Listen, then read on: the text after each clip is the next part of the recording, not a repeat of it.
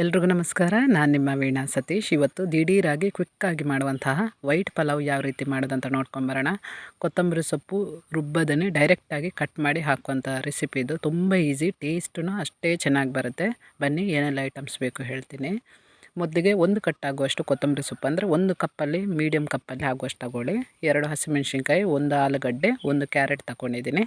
ತರಕಾರಿ ಹಾಕಿದರೆ ಪಲಾವ್ ಚೆನ್ನಾಗಿರುತ್ತೆ. ಈ ಥರ ಸಿಪ್ಪೆ ಆಲೂಗಡ್ಡೆ ಮತ್ತು ಕ್ಯಾರೆಟ್ ಇದು ಚೆನ್ನಾಗಿ ಮೊದಲಿಗೆ ಸಿಪ್ಪೆ ಎಲ್ಲ ತಗೊಂಡು ಕ್ಲೀನ್ ಮಾಡಿಕೊಂಡು ಕಟ್ ಮಾಡ್ಕೋಬೇಕು. ನಾನು ಸ್ವಲ್ಪ ಸ್ಟಿಕ್ ಉದ್ದ ಸ್ಟಿಕ್ ಥರ ಕಟ್ ಮಾಡ್ತಾಯಿದ್ದೀನಿ. ಮಕ್ಕಳಿಗೆ ಲಂಚ್ ಬಾಕ್ಸಿಗೆ ಹಾಕೋದ್ರಿಂದ ನೋಡುವಾಗ ಅವ್ರಿಗೆ ಇಷ್ಟವೂ ಆಗುತ್ತೆ ಮತ್ತು ಖುಷಿಯಾಗಿ ತಿಂತಾರೆ. ಅದಕ್ಕೋಸ್ಕರ ನಾನು ಈ ಥರ ಕಟ್ ಮಾಡ್ತಾಯಿದ್ದೀನಿ. ನಿಮಗೆ ಯಾವ ಶೇಪ್ ಬೇಕು ಆ ಶೇಪಲ್ಲಿ ಕಟ್ ಮಾಡ್ಕೊಳ್ಳಿ.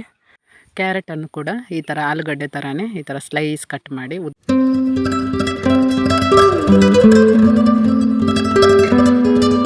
ಎಲ್ಲ ತರಕಾರಿನೂ ಕಟ್ ಮಾಡಿದ ನಂತರ ನಾನು ಒಂದು ಪ್ಲೇಟಿಗೆ ಒಟ್ಟಿಗೆ ಹಾಕ್ಕೊಂಡು ಇಡ್ತಾ ಇದ್ದೀನಿ. ಅಂದರೆ ಕ್ಯಾರೆಟು, ಆಲೂಗಡ್ಡೆ ಹಾಗೆಯೇ ಸ್ವಲ್ಪ ಬಟಾಣಿ ರಾತ್ರಿ ನೆನೆಸಿಟ್ಟಿದ್ದು ಇದನ್ನು ಸ್ವಲ್ಪ ಹಾಕ್ಕೊಳ್ತಾ ಇದ್ದೀನಿ. ಚೆನ್ನಾಗಿರುತ್ತೆ. ಬಟಾಣಿ ಹಾಕಿದ್ರೆ ಮಕ್ಕಳಿಗೆ ತುಂಬ ಇಷ್ಟ ಆಗುತ್ತೆ, ಟೇಸ್ಟು ಚೆನ್ನಾಗಿ ಬರುತ್ತೆ.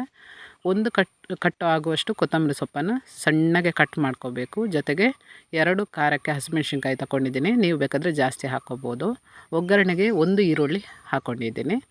ಈ ಥರ ಜಿಂಜರ್ ತಗೋಬೇಕು. ಇದರ ಅರ್ಧ ಭಾಗ ತಗೊಂಡ್ರೆ ಸಾಕು. ಜಿಂಜರ್ ಅಂದರೆ ಶುಂಠಿ.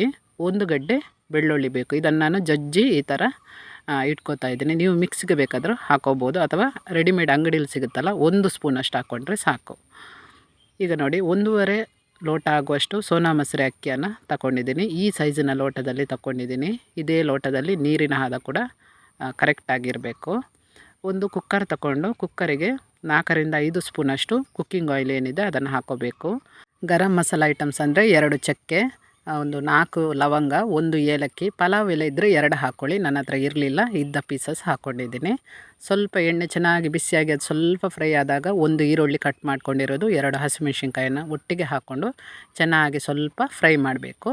ನಂತರ ನಾವು ಈ ಥರ ಪೇಸ್ಟ್ ಮಾಡಿ ಇರುವಂತಹ ಈ ಜಿಂಜರ್ ಗಾರ್ಲಿಕ್ ಪೇಸ್ಟ್, ಶುಂಠಿ ಬೆಳ್ಳುಳ್ಳಿ ಪೇಸ್ಟನ್ನು 1 ಸ್ಪೂನ್ ಹಾಕ್ಕೊಳ್ಳಿ.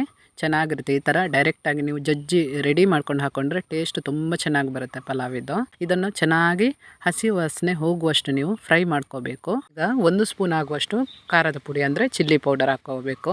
ನಂತರ 1.5 ಸ್ಪೂನಷ್ಟು ಕೊತ್ತಂಬರಿ ಪೌಡರು, ಅರ್ಧ ಸ್ಪೂನಷ್ಟು ಜೀರಿಗೆ ಪೌಡ್ರ್ ಇದೆಯಲ್ಲ ಅದನ್ನು ಹಾಕ್ಕೋಬೇಕು. ಇದನ್ನು ಚೆನ್ನಾಗಿ ಮೀಡಿಯಮ್ ಫ್ಲೇಮ್ ಅಥವಾ ಲೋ ಫ್ಲೇಮಲ್ಲಿ ಈ ಥರ ಎಣ್ಣೆಯಲ್ಲಿ ಚೆನ್ನಾಗಿ ಫ್ರೈ ಮಾಡಬೇಕು. ಸ್ವಲ್ಪ ಅದರದ್ದು ಹಸಿ ವಾಸನೆ ಎಲ್ಲ ಹೋಗಬೇಕು. ಇದ್ರ ಜೊತೆಗೇ ಒಂದು 4 ಸ್ಪೂನ್ ಆಗುವಷ್ಟು ಮೊಸರನ್ನು ಹಾಕ್ಕೋಬೇಕು. ನಿಮಗೆ ರೈಸ್ ಸ್ಮೂತಾಗಿ ಬರುತ್ತೆ ಮತ್ತು ಟೇಸ್ಟು ಹಾಗೆ ಚೆನ್ನಾಗಿರುತ್ತೆ. ಸ್ವಲ್ಪ ಮೊಸರು ಹಾಕ್ಕೊಂಡ್ರೆ ಸಾಕು. ಇದರ ಜೊತೆಗೇ ಕಟ್ ಮಾಡ್ಕೊಂಡಿರುವ ವೆಜಿಟೇಬಲ್ಸ್ ಮತ್ತು ಬಟಾಣಿ ಎಲ್ಲ ಒಟ್ಟಿಗೆ ಹಾಕ್ಕೊಂಡು ಚೆನ್ನಾಗಿ 1 ರೌಂಡ್ ನೀವು ಮಿಕ್ಸ್ ಮಾಡಬೇಕು. ಮಸಾಲ ಜೊತೆ ಈ ತರಕಾರಿ ಚೆನ್ನಾಗಿ ಮಿಕ್ಸ್ ಆದರೆ ಟೇಸ್ಟ್ ಚೆನ್ನಾಗಿ ಬರುತ್ತೆ. ಈ ಥರ ಚೆನ್ನಾಗಿ ಮೀಡಿಯಮ್ ಫ್ಲೇಮಲ್ಲಿ ಮಿಕ್ಸ್ ಮಾಡ್ಕೊಳ್ಳಿ, ಇಲ್ಲಾಂದರೆ ಸೀದೋಗುತ್ತೆ. ಮಿಕ್ಸ್ ಮಾಡಿದ ನಂತರ 1.5 ಸ್ಪೂನಷ್ಟು ನಾನಿಲ್ಲಿ ಉಪ್ಪು ಹಾಕ್ಕೊಂಡಿದ್ದೀನಿ. ನೀವು ಉಪ್ಪಿನ ಹದ ನೋಡಿ ಹಾಕ್ಕೊಳ್ಳಿ, ಜಾಸ್ತಿ ಹಾಕ್ಕೊಳ್ಳೋಕ್ಕೆ ಹೋಗಬೇಡಿ. ಉಪ್ಪು ಹಾಕಿದ ನಂತರ ಚೆನ್ನಾಗಿ 1 ರೌಂಡ್ ಪುನಃ ಈ ಥರ ಮಿಕ್ಸ್ ಮಾಡಿಕೊಂಡು ಈಗ ಸೋನಾ ಮಸೂರಿ ಅಕ್ಕಿಯನ್ನು ಕ್ಲೀನ್ ಮಾಡಿ ತೊಗೊಂಡಿದ್ದಾನೆ ಇದಕ್ಕೆ ಹಾಕ್ಕೋಬೇಕು. 1.5 ಲೋಟದಷ್ಟು ಸೋನಾ ಮಸೂರಿ ಅಕ್ಕಿಯನ್ನು ನಾನು ತೊಗೊಂಡಿದ್ದೀನಿ. ಇದನ್ನು ಹಾಕಿದ ನಂತರ ಈ ಥರ ವೆಜಿಟೇಬಲ್ಸ್ ಮತ್ತು ಮಸಾಲ ಜೊತೆ ಚೆನ್ನಾಗಿ 1 ರೌಂಡು ಮಿಕ್ಸ್ ಮಾಡಬೇಕು. ಇದಕ್ಕೆ 1/4 ಸ್ಪೂನಷ್ಟು ಅರಿಶಿನ ಹಾಕ್ಕೊಳ್ಳಿ. ಅದನ್ನು ಚೆನ್ನಾಗಿ ಮಿಕ್ಸ್ ಮಾಡಿದ ನಂತರ ಈ ಲೋಟದಲ್ಲಿ 1.5 ಲೋಟ ನಾನು ಅಕ್ಕಿ ತಗೊಂಡಿರೋದು, ಅದೇ ಲೋಟದಲ್ಲಿ 3 ಲೋಟದಷ್ಟು ನೀರು ಹಾಕ್ಕೋತಾ ಇದ್ದೀನಿ. 1 ಲೋಟ ಅಕ್ಕಿಗೆ 2 ಲೋಟದಷ್ಟು ನೀರು ತಗೋಬೇಕು. ನಾನು 1.5 ಲೋಟ ತಗೊಂಡಿದ್ದೀನಿ, ಅದಕ್ಕೆ 3 ಲೋಟ ನೀರು ಹಾಕ್ಕೊಂಡಿದ್ದೀನಿ. ಕೊನೆಯಲ್ಲಿ 1 ಕಪ್ ಆಗುವಷ್ಟು ಈ ಥರ ಕೊತ್ತಂಬರಿ ಸೊಪ್ಪನ್ನು ಸಣ್ಣಗೆ ಕಟ್ ಮಾಡಿ ಹಾಕ್ಕೋಬೇಕು.